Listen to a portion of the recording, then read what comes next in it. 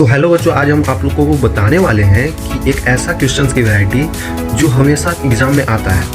अगर आप CBSE board से हैं या फिर कोई भी बोर्ड से हैं तो ये क्वेश्चन हर बार हर साल बोर्ड्स के एग्ज़ाम में आ जाता है। क्लास 10th के बोर्ड्स के एग्ज़ाम में आ जाता है। तो चलिए मैं इसमें बातें बताता हूँ जो आप अगर करते रहे ना तो एग्ज़ाम में इस बार भी सवाल आएगा और आई थिंक 3 या 5 मार्क्स का आ जाता है, तो आप कर पाएंगे और ये आपका मार्क्स कंफर्म हो जाएगा। ठीक है, तो चलिए बताता हूँ मैं क्या होता है इसमें। देखिए यहाँ पे क्या है बच्चों, यहाँ पे रेशनल नंबर और मैं इरेशनल नंबर के बारे में बताने वाला हूँ, जिससे हर एक साल सवाल आ रहा है, हर एक साल दिखाएंगे आपको आगे। जैसे इसमें रेशनल नंबर क्या होता है, is an number that can express in the form of P by Q. Rational number वैसा होता है जिसको पी बाई क्यू के फॉर्म में दर्शाया जा सकता है, बताया जा सकता है। मतलब पी ऊपर रहेगा, क्यू नीचे, मतलब बटा में बताया जा सकता है। जैसे यहाँ पे 2 लिख दिया तो इसको भी 2/1 लिख सकते हैं ना। जैसे हमने लिख दिया कि 5 है तो 5 को 5/1 लिख सकते हैं, मतलब ये पी बाई क्यू के रूप में है। अब पी और क्यू दोनों इंटीजर होना चाहिए। इंटीजर क्या होता है, प्लस का सारा नंबर, नेगेटिव का सारा नंबर, जीरो भी इंक्लूड करते हैं, समझ रहे हो ना, उसी को इंटीजर बोला जाता है। और क्यू यहाँ पे 0 नहीं होना चाहिए। क्यू तो नीचे आ रहा है ना, तो ऑब्वियसली जो नीचे आता है वो 0 हो ही नहीं सकता है। क्यों नहीं हो सकता है, क्योंकि ये 0 होगा ना तो इससे हम डिवाइड ही नहीं दे पाएंगे ऊपर, तो कोई नॉट डिफाइंड नंबर आएगा जो आ ही नहीं सकता, कुछ उसका रिस्पॉन्स ही नहीं आएगा, आंसर ही नहीं आएगा। ठीक है, तो हमें Q0 नहीं लेना है। ठीक है बच्चों, तो एग्जाम्पल में क्या है, जैसे 3/4 मैंने बताया। 0.5 को क्या लिख सकते हैं, 0.5 को मैंने हाफ लिख दिया, ये हो गया।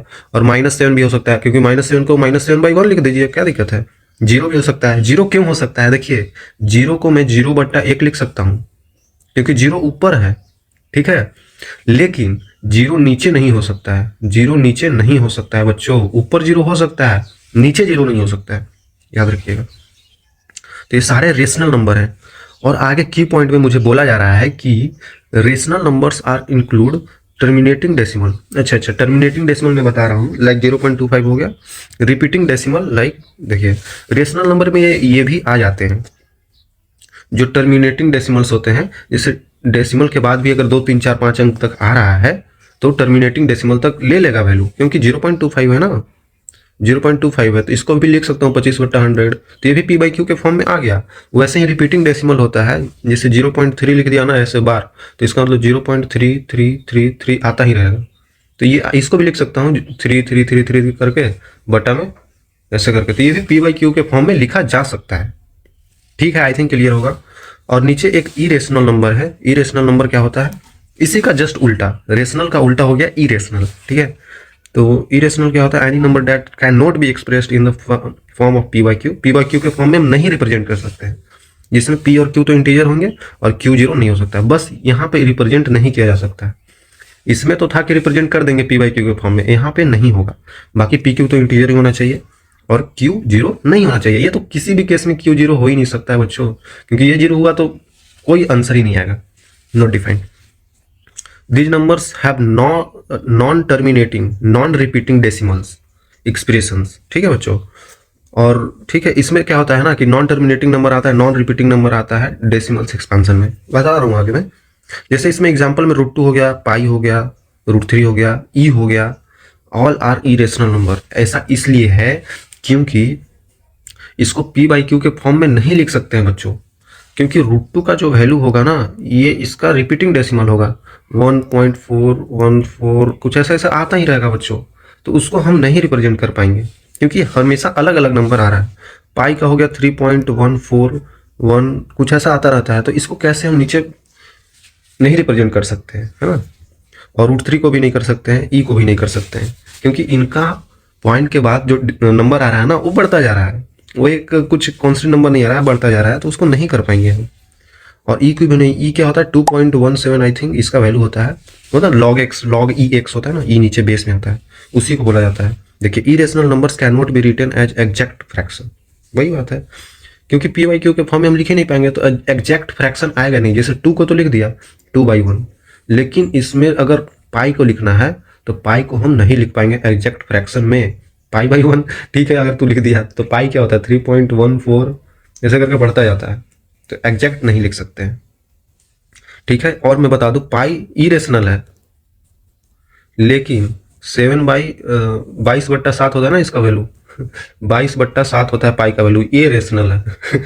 ये रेशनल है क्योंकि इसको पी बाई क्यू के फॉर्म में लिख दिए। ठीक है ना बच्चों भाई। तो बच्चों तो इस क्वेश्चन को हम करते हैं, इस क्वेश्चन में क्या दिया गया है। ठीक है, इसमें बोला जा रहा है कि prove that √2 + √3 is irrational number. तो हमें बताना है कि इसको इरेशनल है, मतलब प्रूफ करना है। ठीक है, तो यहाँ पे देखिए इसका कैसे स्टेप्स हम लिखते हैं। मान लेते हैं पहला स्टेप लेंगे कि लेट, मान लेना है ऐसे ही कि √2 + √3 इज रेशनल नंबर,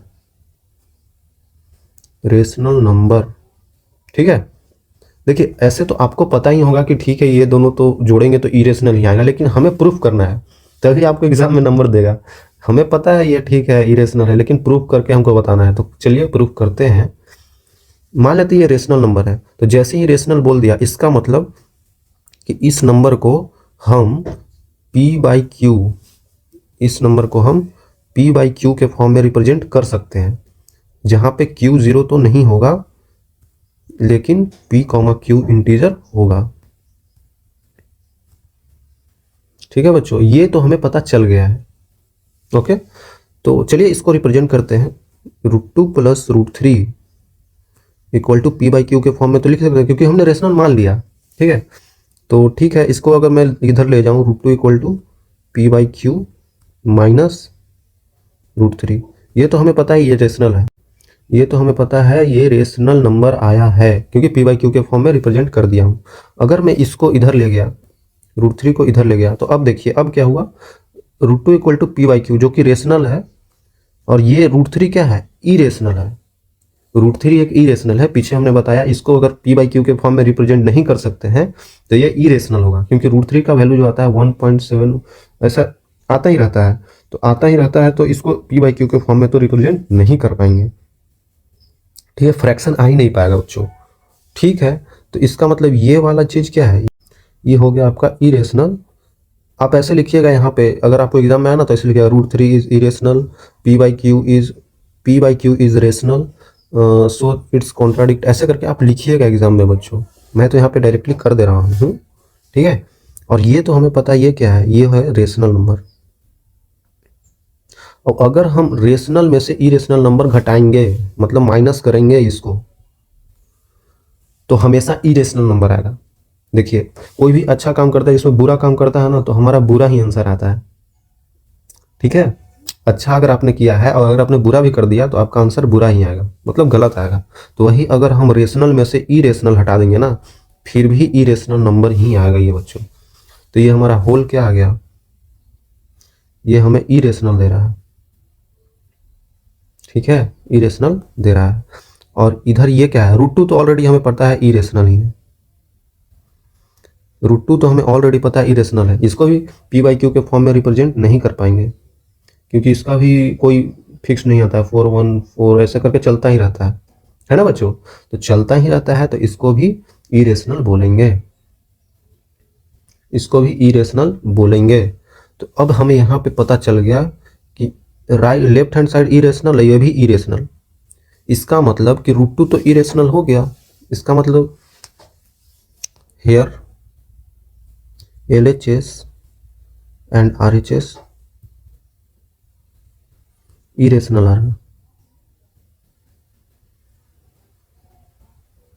दोनों इरेशनल आ रहा है बच्चों। ठीक है, इसका मतलब जो हमने माना था शुरू में कि √2 + √3 रेशनल है, तो ये तो कॉन्ट्राडिक्ट कर रहा है, इधर ये इरेशनल आ रहा है, फिर से इरेशनल आ रहा है, और ये भी हमने पता किया अभी इरेशनल है, तो दोनों इरेशनल का सम क्या होगा, इरेशनल होगा। सो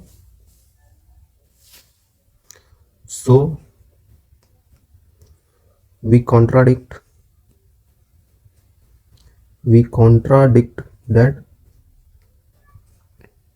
√2 + √3 is rational, hence proved